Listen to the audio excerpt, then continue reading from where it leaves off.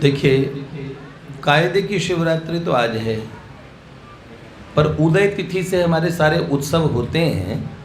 तो उदय तिथि 14 की कल है, लेकिन एक अंतर हम बताएं। अगर रात्रि के उत्सव की प्रधानता है तो रात्रि में जो तिथि है वो देखो। अब कल रात को लग जाएगी अमावस, तो शिवरात्रि तो शिव 14 को होती है। अब रात्रि में 14 कब है? आज। तो बहुत सारे लोग शिवरात्रि कब मना रहे हैं? आज। लोग कहते हैं हमारे यहाँ तिथि तो वो मानी जाती है जो सूर्य उदय के समय होती है। तो सूर्य उदय के समय आज 13 थी, त्रयोदशी। तो लोग कह रहे हैं आप बताओ कैसे, आज 14 हुई नहीं। पर रात्रि के उत्सव में रात्रि की तिथि देखनी चाहिए। जन्माष्टमी में भी रात्रि की तिथि देखनी चाहिए कि रात्रि में वो अष्टमी पड़ रही हो। अब रात्रि में सुबह जन्माष्टमी भोर में है, अब रात्रि में नवमी पड़ रही है, तो मध्य रात्रि में ठाकुर जी का जन्म कैसे होगा जी? पर क्या होता है, ऐसा एक रटा रटाए कौन सा, हम हैं जी, हम हमारे यहाँ वैष्णव हैं, हमारे यहाँ कल सुबह के मानेंगे। जिस समय जिस उत्सव की प्रधानता उस पूरे उस समय को देखो उत्सव कब है। तो आज की जो रात्रि है वो महारात्रि है, किंतु अब लोग शिवरात्रि ही कल कर रहे हैं। मंदिरों में अधिकांश में, कईयों में की है आज भी, लेकिन अधिकांश मंदिरों में आज हाँ जल तो पर 5 बजे के बाद लोगों ने कर दिया, क्योंकि चतुर्दशी लगते ही जल हो गया। लेकिन शिवरात्रि कल मनाएंगे, आज तो हम भी कल मनाएंगे, पर ठाकुर जी आज ही सज लिए। तो आज भी शिवरात्रि है। सांब सदा शिव भगवान की जय। अच्छा सुनिए, देखिए कितने प्यारे लग रहे हैं। और माँ के हाथ में क्या है? गन्ना। हाँ, माँ त्रिपुर सुंदरी हैं। एक असुर जिसका नाम था भंडासुर, उसने 48 ब्रह्मांडों पे कब्जा किया था। कितनों पे? कितने थे? अच्छा, मतलब एक सृष्टि पे नहीं, एक सृष्टि पे नहीं, 48 सृष्टियों पे कब्जा किया। कितना खतरनाक था, उसका नाम था भंड। क्या नाम था? और उसे प्रेम से क्या कहते हैं? भंडासुर। क्या कहते हैं? भंडासुर। मैं सच बताऊं भैया,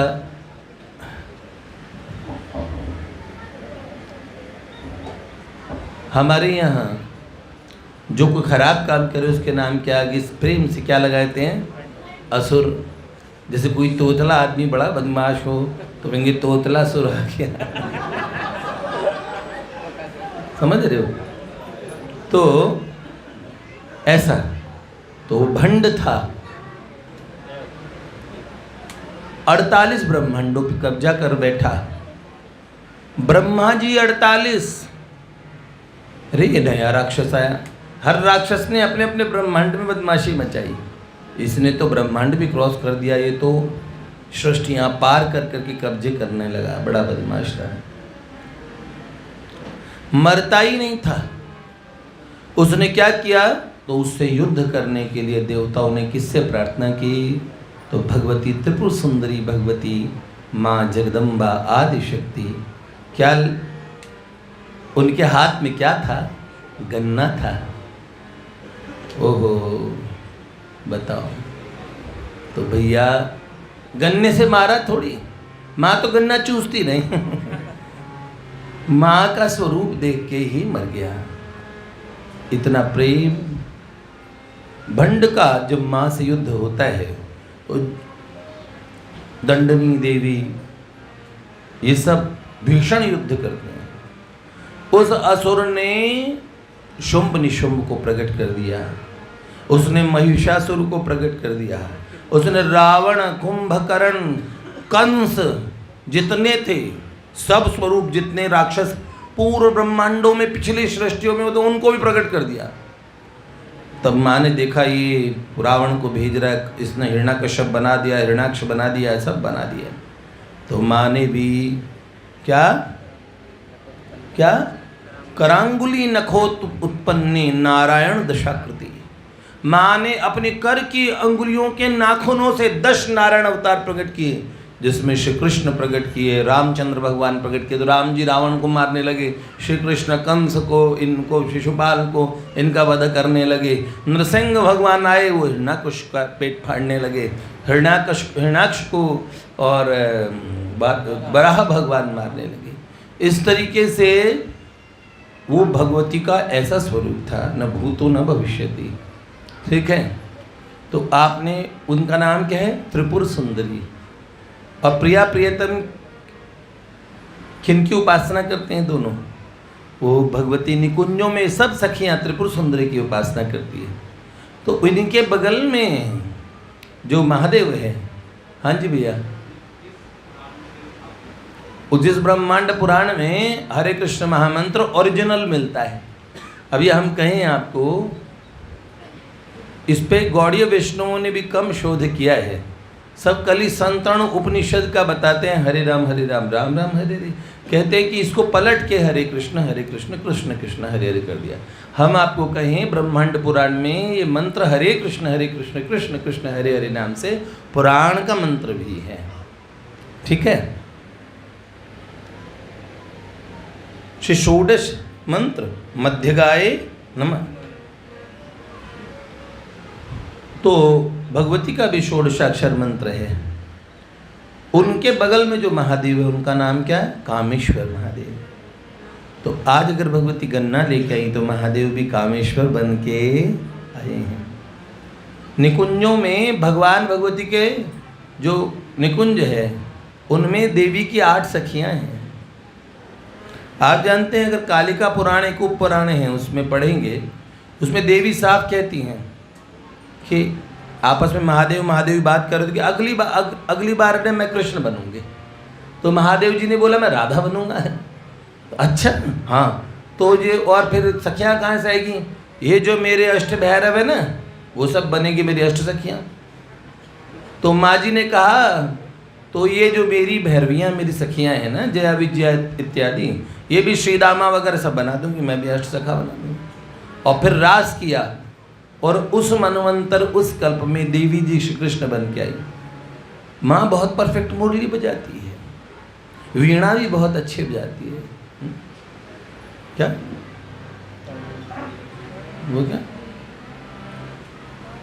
कर मुरली रव बीजित कूजित लज्जित कोकिल मंजुमते, मिलित पुलिंद मनोहर गुंजित रंजित शील निकुंज गति, निज गुण भूत महाशबरी गण सदगुण संभ्रत कीर्तली, जय जय हे महिषासुर मर्दि रम्य कपर्दिनी, जय जय हे महिषासुर। कर मुरली रव वीजित कूजित लज्जित कोकिल मंजुमते। शुंभ निशुंभ को माँ ने फंसाने के लिए क्या किया था? बंसी बजाई थी। बावले हो गए, देखने गए, अपने दूत को भेजा, चलो चलो इसको प्रस्ताव दो, हमसे ब्याह कर ले। जानते हो, वो सोच रहे कि शिकार करने आए हैं, शिकारी खुद शिकार हो गए। हंकृति मात्र से धूम्र लोचन का उन्होंने संहार कर दिया।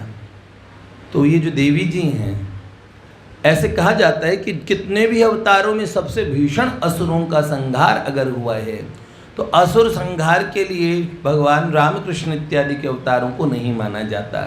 उनके लिए तो माना जाता है भगवती देवी दुर्गा का अवतार। जब इनका ही नाम रणचंडी है, ये ही रौद्र स्वरूप धारण करती है। देखो, आपने सुना है घर में पिताजी और महीने में या 6 महीने में बिगड़ते हैं, तब बच्चे को, और माँ तो रोज सोचती है ले चाटा, तो रोज पिटते किसके हाथ से हैं? माँ के हाथ से। ठीक है, तो हमारी जो मैया है, मैया का चाटा भी देखो, बाबा का और माँ जी का। आज के ये श्रावण मास की शिवरात्रि है, तो महाशिवरात्रि में तो ब्याह होता है उनका। और ये श्रावण की शिवरात्रि है, जब बहुत लिंग कल्प में वो दिव्य प्रकाश का पुंज प्रकट हुआ, उसको ले जाए। तो उस दिव्य प्रकाश पुंज में आओ बेटे आओ, तो दिव्य प्रकाश पुंज को और उसके प्रागट्य को हमारे शास्त्रों में अलग अलग तरीके से कहा गया। पर वो दिन कौन सा था? वो दिन आज का था। हमारे महादेव, इनके विषय में हम क्या कहें। अभी पूज्य प्रेमानंद बाबा सरकार कह रहे थे, उन्होंने शास्त्र के कई श्लोक उद्धृत किए पिछले सप्ताह।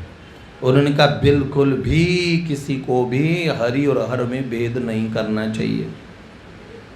एक श्लोक का गलत अर्थ करके और महादेव को न्यून प्रदर्शित करना, नीचे दिखाना, ये उन सभी महानुभाव सज्जनों को निरुत्तर कर देता है कि जब शास्त्र के सारे श्लोक सामने लाए जाएं तो उस समय जितनी स्तुति भगवान श्री हरि की निकलेगी।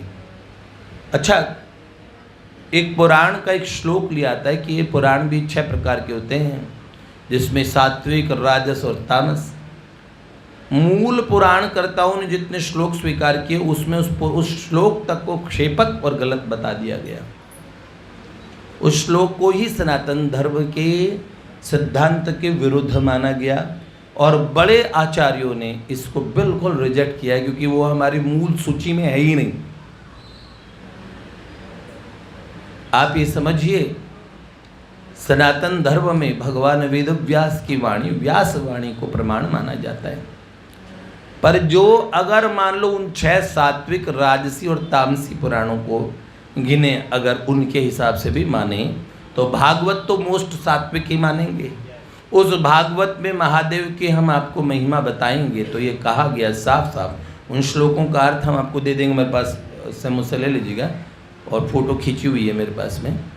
तो उनमें साफ लिखा है कि हे महादेव, आपका पार ना तो ब्रह्मा पा सकते ना विष्णु पा सकते। तो एक वैष्णव के पुराण में ऐसा शब्द लिख देना, ये पुराणों में जगह जगह है। आपका पार शिव भी नहीं पा सकते, आपका पार ब्रह्मा जी नहीं पा सकते, जिनकी स्तुति करते हैं ना जिस स्वरूप की।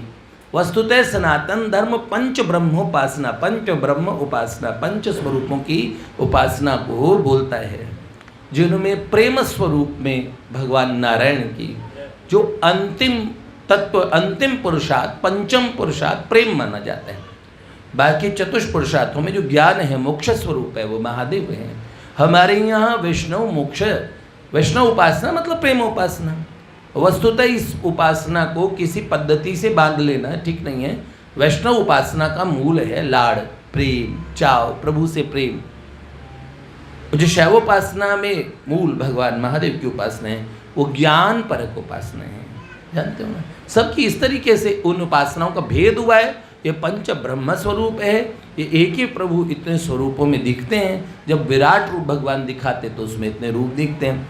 इसलिए कोई भी स्वरूप को न्यूनाधिक कहना ठीक नहीं है। हम हैं प्रियतम युगल के उपासक। मैंने जगत गुरु कृपालु जी महाराज बड़े शास्त्रों के जानकार थे, उनको सुना इस विषय पे बोलते हुए, तो उन्होंने स्पष्ट ये कह दिया कि ये प्रश्न ही ठीक नहीं है। क्योंकि उन्होंने बोला श्री कृष्ण बड़े या महादेव बड़े। उन्होंने कहा असल में हम इस संसार में रहते तो एक आकृति समझिए, इनकी यही आकृति है बस। अगर ये कोई सिद्ध होते 5-7 आकृतियों में रहते तो हम कहते बताओ ये वाले बड़े कि ये वाले बड़े। ऐसा भगवान का ही इतने स्वरूप है। भगवान ने गुरु स्वरूप में, भगवान आदि गुरु रूप में, आदि गुरु के रूप में, शिव रूप में रहते हैं। क्या फर्क पड़ता है? भगवान नहीं हो सकते एक दूसरे रूप में। जब भगवान वराह बन सकते हैं, नृसिंह बन सकते हैं, तो भगवान महादेव भी बन सकते हैं। इस तरीके से कभी हमें बहुत अंतर को ऐसे सोचना नहीं चाहिए, तो अपराध करने से हम बच जाएंगे। अब जय जय प्रियतम की अब एक बात बताता हूँ आपको। पर महादेव स्वरूप भगवान का बड़ा अलबेला है। माथे पे त्रिपुंड देखो, चंदा शीश पे विराजे प्रेम, जटान के बीच गंगधार को झमेला है। माथे पे त्रिपुंड है और चंदा शीश पे विराजे प्रेम, और जटान के बीच गंगधार को झमेला है। सिंगी कर सोहे एक कर में त्रिशूल धारे, गले मुंड माला घाले कांधे नाग सहलाए। कटी बाघ छाला बांधे भस्म रमाए तन, बाएं अंग गोरी मैया चढ़न को बेला है। धेला है न पल्ले खर्चीला है अजूबा भाती, ऐसा गिर मेला बाबा शंभू अलबेला है। ऐसा गिर मेला मेरा शंभू अलबेला है। ऐसा गिर मेला बाबा शंभू अलबेला है। 3 लोग बस्ती में बसाए, आप बसे वीराने में। महादेव की जितनी लीला देखोगे ना, और आप देखो, अगर हम महादेव को जानते हैं, ये माने वैष्णवानाम यथा शंभु, भक्तों में श्रेष्ठ भक्त माने, स्वीकार करें, उसमें हमारी कोई हानि नहीं है, तो बताइए भक्ति का ऐसा परमोच्च आदर्श किनके पास हो सकता है। एक रसिक कहा करते थे, सुमित भैया, छोटे अर्जुन, एक महात्मा ऐसे कहा करते थे, भैया प्यारे, अवधेश के, हाँ, अवधेश और अर्जुन दोनों साथ साथ बैठे हैं। अर्जुन भी शिव उपासक है, बहुत उच्च कोटि के भक्त हैं। तो भैया अर्जुन, एक बार शिव जी की और भगवत निष्ठा के लिए बात हुई है? तुम पुनि राम राम दिन राते, सादर जपहि अनंग अराती।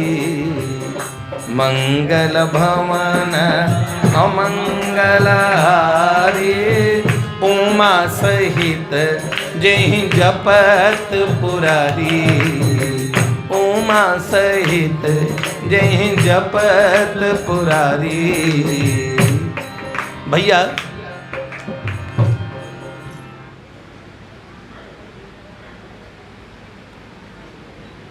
एक रसिक ने लिखा, राम नाम से कितना महादेव प्यार करते हैं।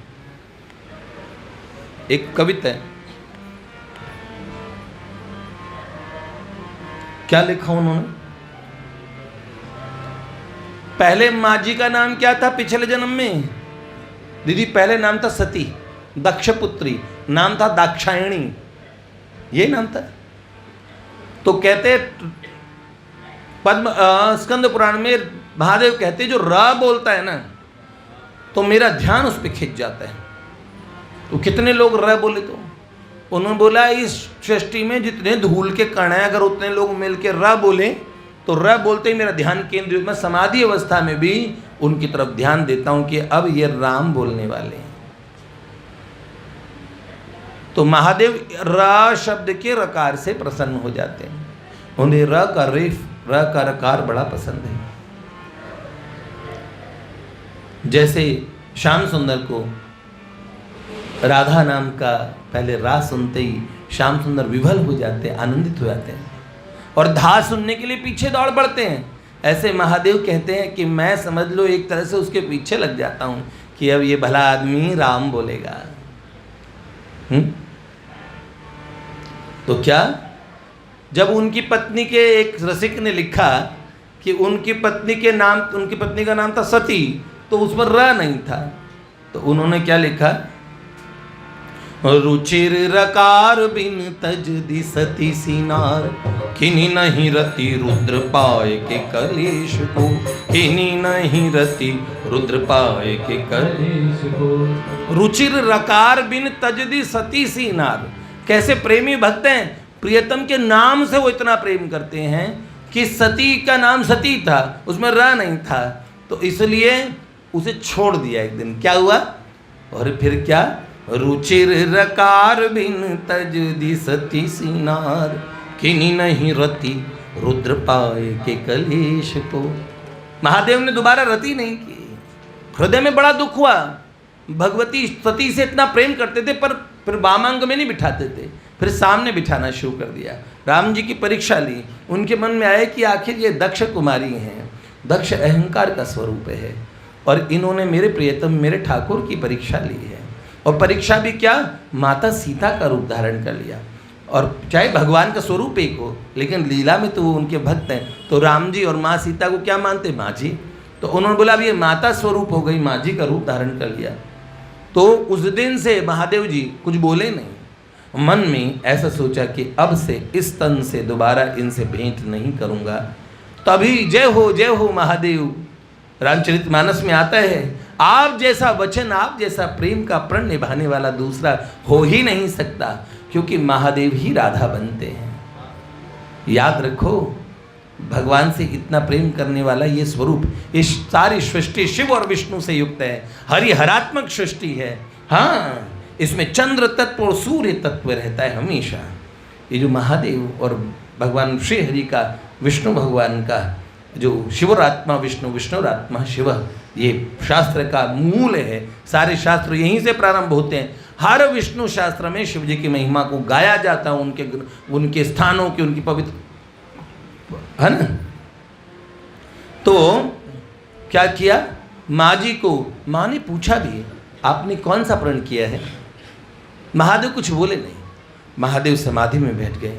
हजारों वर्ष तक भगवती उनकी सेवा करती रही। और फिर एक दिन भगवान ने आंखें खोली तो ये नहीं कहा इधर बैठो, कहा देवी सामने बैठो। फिर उन्होंने बोला चलो अभी समय तो निकालना है। और भगवती श्रोता बहुत अच्छी हैं, तो उन्हें सुनाने शुरू कर दिए पुराणों की कथा, अलग अलग सृष्टियों में भगवान के अवतारों की कथा कहने शुरू कर दी।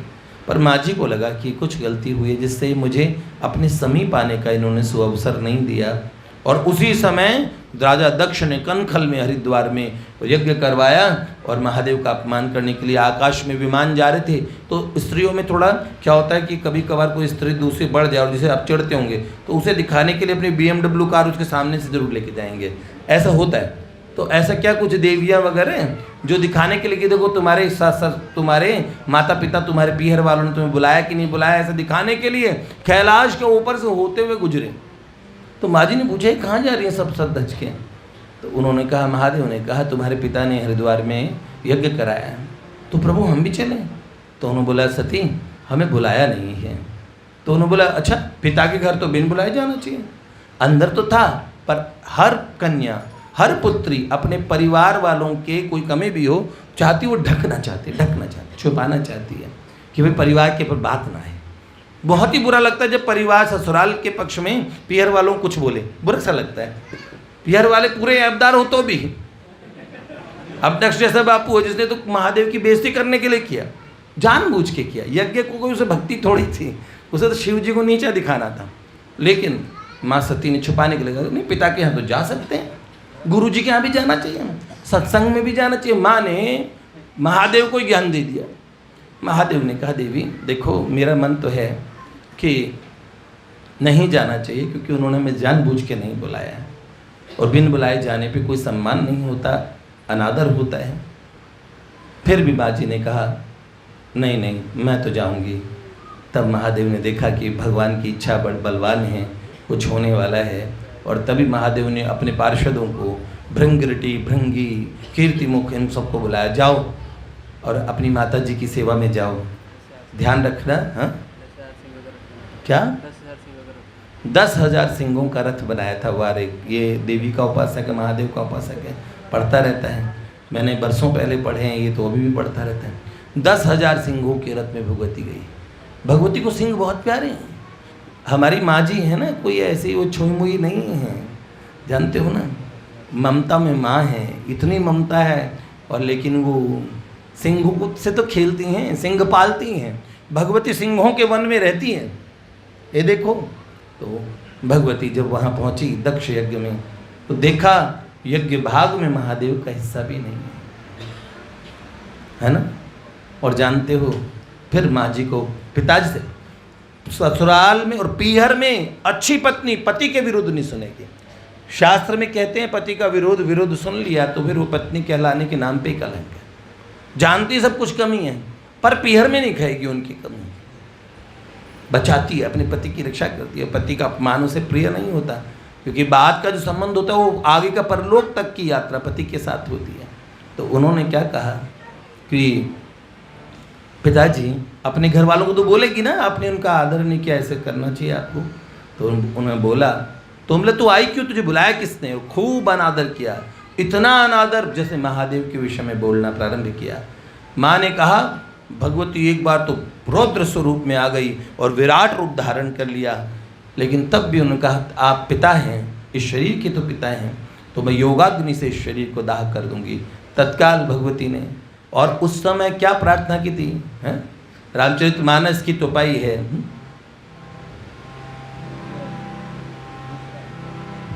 मरत समय हरि सन बर मांगे, राम हरे जन्म जन्म शिव पद अनुरागी, राम हरे मरत समय हरि सन बर मांगे, राम हरे जन्म जन्म शिव पद अनुरागी, राम हरे। मरते समय भगवान श्री हरि से वर मांगा कि मुझे जन्म जन्म में महादेव की प्रीति मिले, महादेव का ही प्रेम मिले।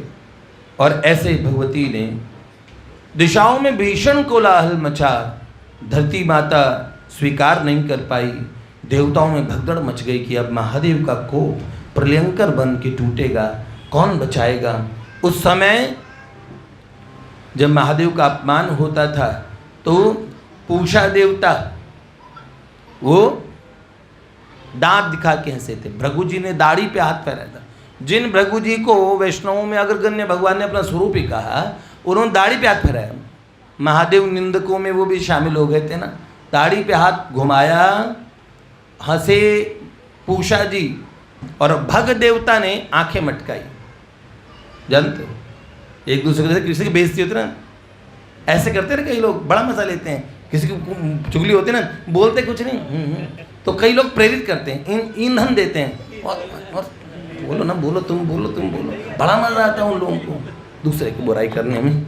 तो महादेव जी की बुराई उन्हें बहुत अच्छा लग रहा था। और उस जिस यज्ञ में ब्रह्मा जी भी थे, भैया शिव जी की बुराई बताओ। भगवान कहते हैं पद्म पुराण में, यत्रेश निंदनम भद्रे तत्र नो मरणम ममः। जहाँ ईश शंकर भगवान की निंदा होती है भद्रे, हे पार्वती जी, वहाँ मेरे को मार दिया, समझ लो मेरा वध कर दिया। मैं अवध हूँ, मैं अवध्य हूँ, कोई मुझे मार नहीं सकता, मृत्यु मुझे नहीं छू सकती। लेकिन जिसने मुझ भगवान को भी मार दिया, अगर शिव जी की निंदा करता है तो भगवान को कितना बुरा लगता है। माँ पार्वती ने मजाक में थोड़ी निंदा कर दी थी तो भगवान को स्वीकार नहीं हुआ। ठीक है, तो अब वीरभद्र आए। महादेव जी ने जटा से वीरभद्र को प्रकट किया, और फिर वीरभद्र ने, जानते हो ना क्या किया था, कोई बचाने वाला नहीं मिला। पहली बार सुदर्शन चक्र कुंठित हो गया। कोई वीरभद्र के सामने कोई देवता न टिकता था। अस्त्रों से दक्ष प्रजापति नहीं मर पाता था। जो वीरभद्र उनका सर काटने लगे तो सर कटा नहीं किसी हथियार से। तो वीरभद्र को आकाशवाणी हुई कि ये ब्रह्मा जी के द्वारा, और ये भगवान विष्णु के उपासक हैं दक्ष, इसलिए इनका सर किसी उससे काटा नहीं जा सकता। तो जैसे मुंडी तोड़ के फेंकते ना, तो काटा नहीं, ऐसे मुंडी तोड़ के घुमा के और यज्ञ कुंड में फेंक दी। वो दक्ष प्रजापति घूंसा मार के जो पूषा जी के सब दांत तोड़ दिए। आज तक भी वो पोपले हैं, उनको हलवा इत्यादि ही देते हैं। भग देवता की दोनों आंखें निकाल दी और भृगु जी की दाढ़ी उखाड़ दी। ये दाढ़ी महादेव की निंदा के समय से ऐसा किया गया था इसको, तो उस दाढ़ी को रहने का कोई अधिकार नहीं है। अब बोलो। और उसके बाद में जानते हो, गिरिपुत्री में भगवती पार्वती प्रकट हुई तो नाम क्या बना? अब सती नाम नहीं था, गिरी की पुत्री बनी तो नाम हो गया गिरिजा। तो गिरिजा मतलब र लग गया, पार्वती। और एक नाम पड़ा अपर्णा, मतलब पत्तों तक को खाना छोड़ देता, पर्ण तक को भी खाना छोड़ देता। पहले पत्तों पे रही कुछ वर्षों तक, हजारों वर्ष तक पत्तों पे तपस्या की कि पत्ता खा के खा ले। फिर पत्तों का भी तब त्याग कर दिया, जब हवा पी के रहने लगी, शरीर एकदम कृशकाय हो गया, तब नाम पड़ा अपर्णा। पर्णा नहीं, पर्ण भी नहीं, पर्ण भी छोड़ दिया, इसलिए नाम पड़ा अपर्णा। क्या नाम? अपर्णा। तो है, तो हम क्या कहते हैं? रुचिर रकार,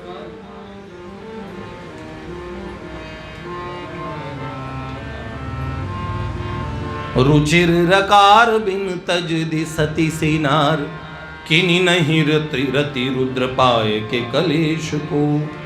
और गिरजा भई है जब तप से पर्णा तबे, और किनी अर्धांगी ला प्यारी लगी गिरजेश को। तब अर्धांगी बना लिया, आधे अंग में निवास दिया। और ठाकुर जी और महादेव क्या कहलाए? गिरजेश। और किनी अर्धांगी प्यारी लगी गिरजेश को। और गंगा जी, जब तक गंगा नाम था, विष्णुपदी नाम था, तब तक शिव जी ने स्वीकार नहीं किया है। आवाज लगाई गंगा, और भगवती ब्रह्म कमंडल से, ब्रह्मलोक से आके गिरी है। विष्णुपदी गंगा तऊ धुर्जट न धरी न शीश, विष्णुपदी गंगा तऊ धुर्जट धरी न शीश। और भागीरथी भई तब धारी है अशेष को। विष्णुपदी थी, स्वीकार नहीं किया, लेकिन जैसे भगीरथ ने बुलाया तो गंगा जी का नाम क्या पड़ गया? भागीरथी। क्या नाम पड़ा? भागीरथी, र लग गया ना। भागीरथी भई तब धारी है अशेष को। और ये महादेव जी है, माँ कब बोलेंगे भरोसा नहीं।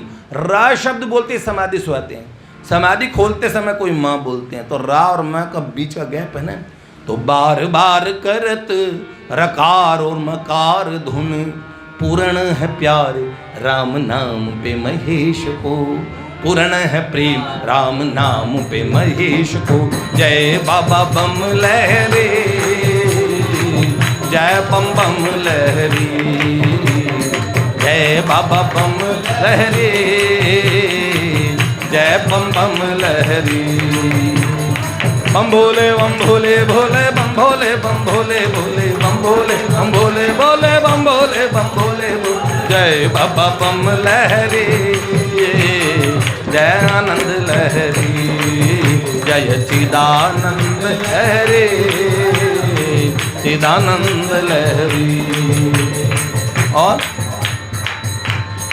ऐसे महादेव जी की अनेक लीलाएं हैं, अनेकों अनेक। हम तो इतनी सी बात कहते हैं, जय जय प्रियतम में श्री जी ने एक बार जय जय प्रियतम में भी आती है ना वाली है कि नया श्रृंगार धारण किया श्री जी ने। तो श्री जी कौन से रूप पे बनी? श्री जी ने महादेव का रूप धारण किया। देवी के बदले प्यारे को महादेव दिखे प्रियतम। मेरे पास बड़ा ज्ञानी व्यक्ति आजकल मेरी याददाश्त बोलने लगी ना, तो ये बड़ा मदद कर रहा है। क्या बात है ठाकुर जी। तो ये जो स्वरूप है महादेव का है, क्या है? कर्पूर गौरम करुणावतारम संसार सारम भुजगेंद्रहारम सदा वसंतम हृदयारविंदे, सदा वसंतम हृदयारविंदे।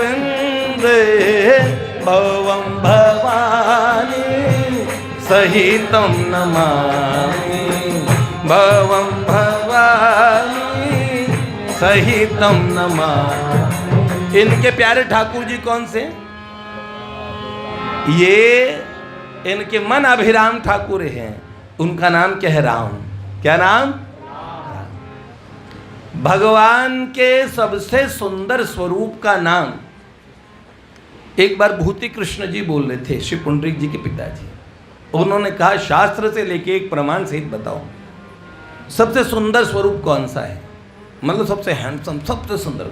सारे स्वरूप इतने इतने खूबसूरत हैं, इतने सुंदर है। सुंदर किम न सुंदरम, सुंदरता को सुंदर करहीं, सुंदरता मंदिर दो भाई भ्राता। सुंदरता के मंदिर हैं ऐसे सुंदर, एक एक रोम इतना सुंदर है जिनका, उन प्रभु के भी सबसे सुंदर स्वरूप बताओ। तो सीधा एक निरापद एक ऐसा उत्तर आता है सब जगह से कि श्री कृष्ण से बढ़ के कोई सुंदर पुरुष है, कोई सुंदर युवान, कोई ऐसा सुंदर अट्रैक्टिव, ना तो कोई देवताओं में, न यक्षों, न गंधर्वों, न मानवों, न भगवान किसी स्वरूप में, श्री कृष्ण स्वरूप में जो सौंदर्य है, वो उनकी किशोर अवस्था इतनी खूबसूरत, इतने सुंदर है, इतना सुंदर कोई नहीं है। ये सब शास्त्रों में जगह जगह आता भी है, निश्चित भी बात है। पर क्या कोई श्री कृष्ण से भी ज़्यादा सुंदर है? तो एक जगह श्री कृष्ण के सौंदर्य से भी बढ़ के अगर कोई सौंदर्य पहली दृष्टि में कोई देखेगा, अगर वो सामने हों, तो उन्हें सबसे बढ़ के सौंदर्यवान कहा जाएगा। उनका नाम क्या है? लोकाभिरामम रणरंगधीरम राजीवनेत्रम रघुवंशनाथम कारुण्यरूपम करुणाकरं तं श्रीरामचंद्रम शरणं प्रपद्ये। लोकाभिराम में है, राम जैसा अभिराम कोई नहीं है। रणरंग धीरम, जब उनके हाथ में आजगव नामक धनुष उठाते हैं ना, वीरता मूर्तिमंत दिखती है। शरीर का कोई सौष्ठव देख ले तो मर जाए। क्या? रणरंग धीरम राजीव नेत्रम रघुवंशनाथम कारुण्य रूपम करुणाकरं तं श्रीरामचंद्रम शरणं प्रपद्ये।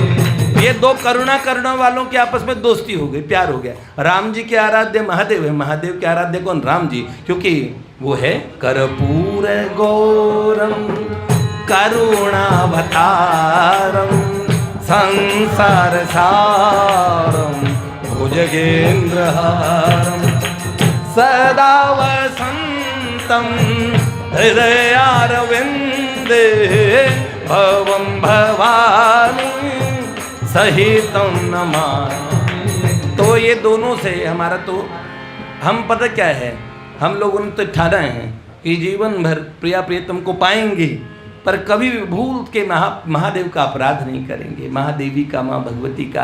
क्योंकि याद रखना, इनकी, ये हमारे माता पिता है। प्रिया प्रियतम तो हमारे प्राणाराध्य, प्राण जीवन, लेकिन हमारे माता पिता तो महादेव, माँ भगवती ही हैं। और सच बता रहा हूँ कि ठाकुर जी से भी बहुत अतिशय ज़्यादा लाड, अनुराग, प्रेम आपको कहीं मिलेगा ना, तो महादेव के पास मिलेगा, माँ जी के पास मिलेगा। हाँ, मैं सच कहता हूँ, ठाकुर जी फिर भी हो सकता है आपके अपराधों इत्यादि गिन ले, लेकिन महादेव के यहाँ अपराध नहीं गिने जाते हैं। माँ जी के यहाँ भी ऐसा नहीं है। ऐसी बाबा महादेव की भोली सी पटरानी। कल हम बताएंगे इनके विषय में। कल जो हमने कुछ लिखे हैं महादेव माँ भगवती पे, ब्रजहास चरितम में, मंगलाचरण में महादेव जी और माँ जी की वंदना में कुछ और हमने कवित्व इत्यादि लिखे थे, वो हम कल आपको सुनाएंगे। शिवरात्रि की रात है और शिवरात जैसी रात बड़ी दुर्लभता से मिलती है। लाडली लाल की